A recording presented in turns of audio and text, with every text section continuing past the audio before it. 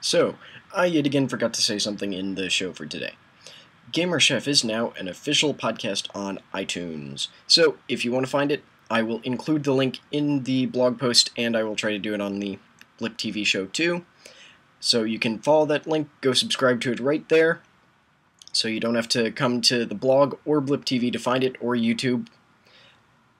And if you don't want to click on that link, it should be searchable by tomorrow. I don't know if it will be, but oh well. I hate planes, but it's appropriate for what you're about to watch. Have fun, and welcome to the new segment, whatever it's going to be. I need better names, don't I? Yeah. See you in a few seconds, then. Welcome to Forethought, a new Gamer Chef segment. Named Forethought because I didn't put any into this idea. Basically, I'm just going to play a game blind. Can't quite do that with Altitude, actually, because I've recorded this once already, and then it refused to load. So, well, the file got stupid and died. But, so I'm going to re-record this time without the tutorial that took me about 20 minutes to do. So I'm just going to join a random game.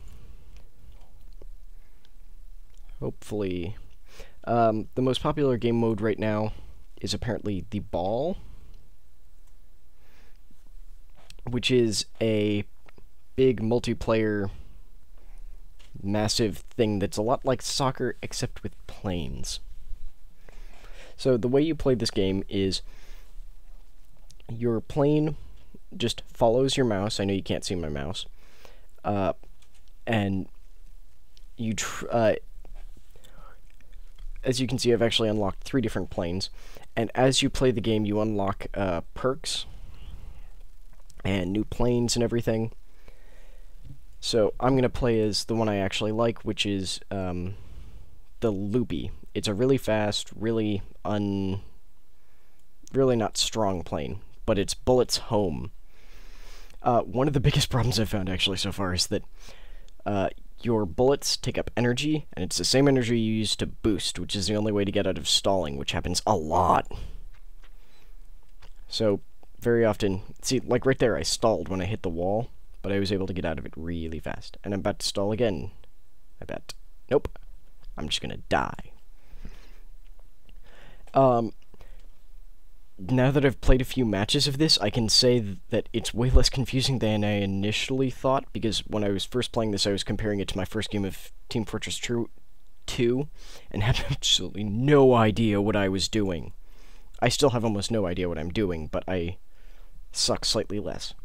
Now, on the left side of my screen right now, you can see a little thing that looks like a giant spiked ball. That is the ball. It's actually a bomb that someone is carrying around right now. A blue person has it, now a red person has it. And in this game mode, apparently the goal is to grab the ball, and then you use the middle mouse button to shoot it, because you don't really want to have it, but you don't want your enemy to have it either. And the goal of the game, this mode at least, is to get it into one of these goals, not your goal. And one of the ways that people do that is to actually just suicide run straight into the goal, since the bomb kills you anyway. And there are all these nice little power-ups just scattered around levels.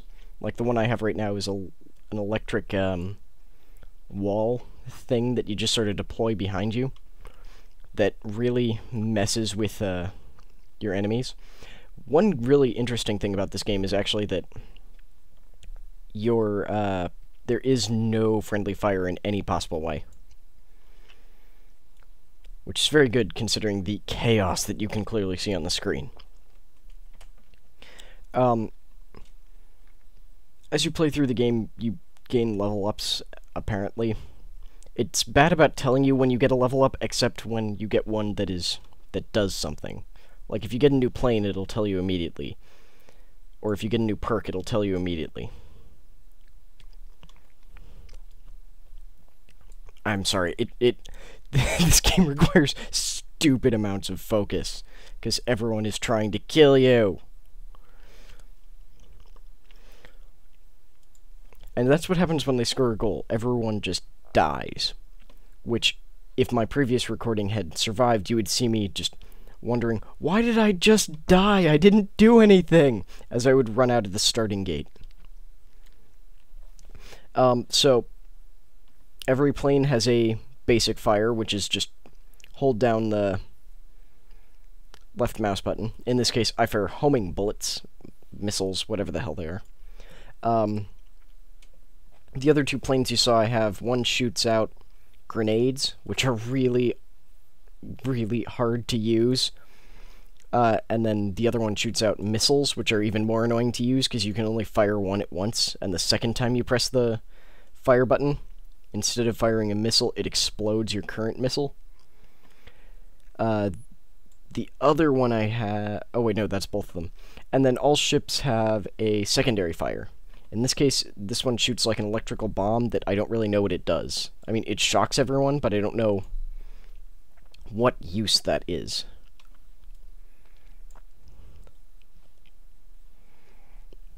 And now you can see I have the bomb, going for... Well, I didn't shoot it before I died, so my suicide run failed completely.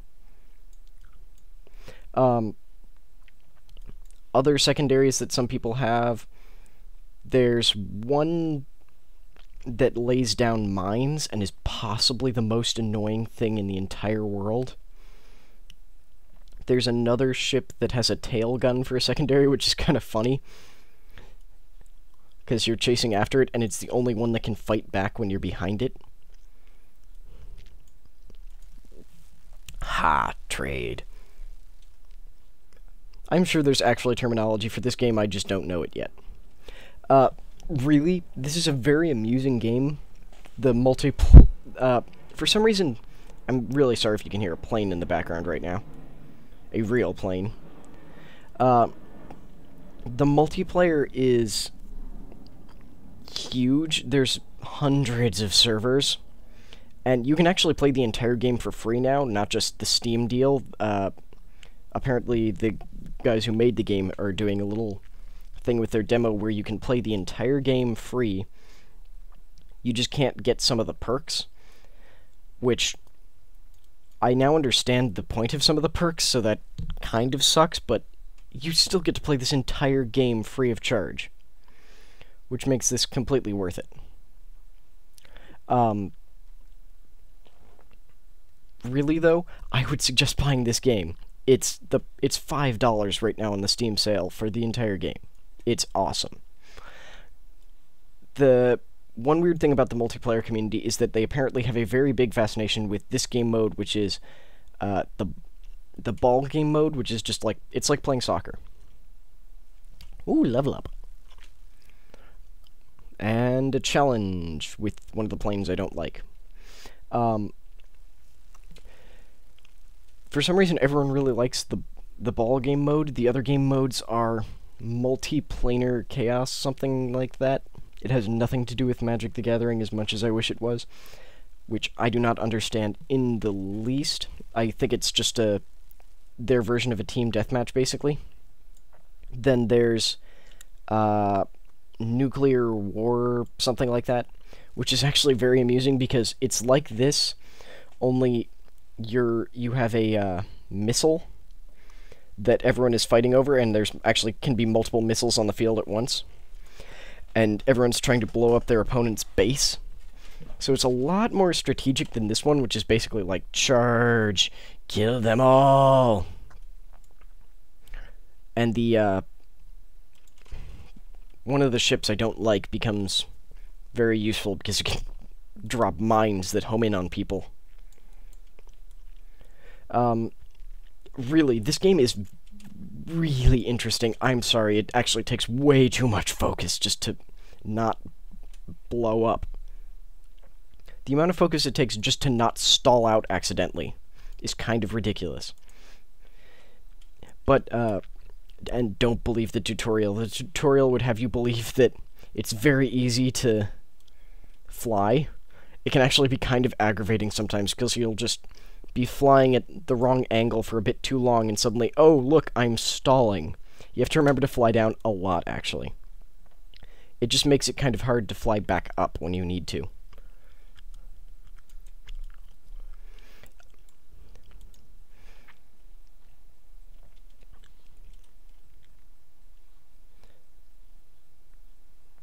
Okay, I'm sorry. Focus! Focus! And I don't even know what half of the planes are, because... Okay, let me show you this. As you unlock planes, you just... It shows you... What these actually are is not unlocking planes, it's unlocking, a spec, sort of. Because I can change this one. This one doesn't have to be a bomber, since I don't like the bomber. I can turn it into an exploded or a loopy. So, from what I understand, I think it's blue perks are shared by everybody, and I think green perks might be too, but red perks are specific to your own plane. So when you actually get a new plane, you also always get a new red perk. But you don't. I have not I have not received any new blue perks or green perks yet. Maybe later. Really though, as a final thought for this game, I think you really should buy it. Dang it! I hate that. You probably should buy it because it's a very good game. And right now, you can play it for free right now if you don't believe me. Also, short download. Like, even my kind of terrible connection took me about 5 minutes, and I got the entire game. So, really, go out, play it if you don't believe me. If you do believe me, go buy it. Right now, it's less than lunch. It's $5.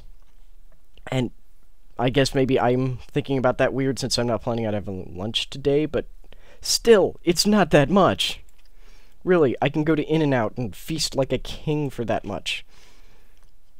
Can you tell I'm going to be a college student soon? Oy. Die! Die! Oy. That is possibly the most aggravating thing ever. When you just... Oh, I'm sorry you blew up. Okay. Final thought. Good game. Go check it out. It's actually really, really amusing for no real reason other than you're flying a plane. It does stupid things. It stalls and is really aggravating sometimes, but it's still awesome. Oh, best part? Okay, not best part. Very amusing part. You can play it on Mac and on PC. So, it's like the best aspects of Team Fortress 2, Call of Duty, and some plane enthusiast's mind all combined together. So, go have fun, darn it. Doesn't have to be with this game, but just go have some fun.